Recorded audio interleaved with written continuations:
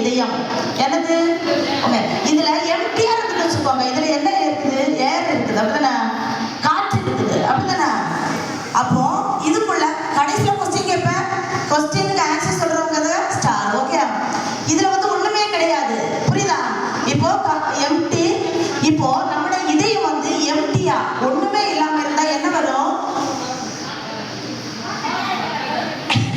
ஒண்ணுமே இல்லைன்னா என்னெல்லாம் வரும்?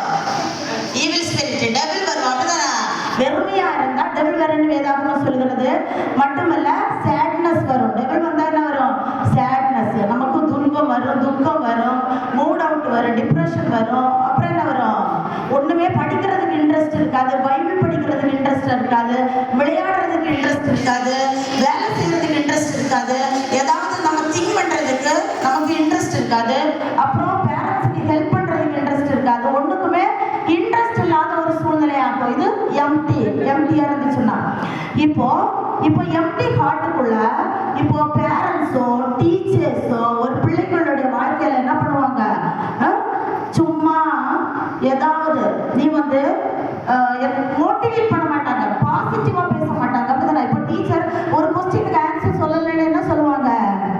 ஐயே நல்லாவே சொல்லல அப்படின்னு சொல்லும்போது என்ன ஆகும்?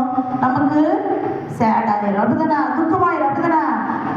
அப்போ என்ன சொல்லணும்? டீச்சர்ஸ் எல்லாம் பேரண்ட்ஸ் என்ன சொல்லணும் பிள்ளைங்களுக்கு? நீ நல்லா இருப்பேன்னு சொல்லணும், அப்படிதானே? இப்போ உங்களுக்கு இப்போ பிபிஎஸ்ல வந்து இப்போ டீச்சர் வந்து ஸ்டார் கொடுக்கலன்னா என்ன ஆகும்? துக்கம் வரும், அப்படிதானே?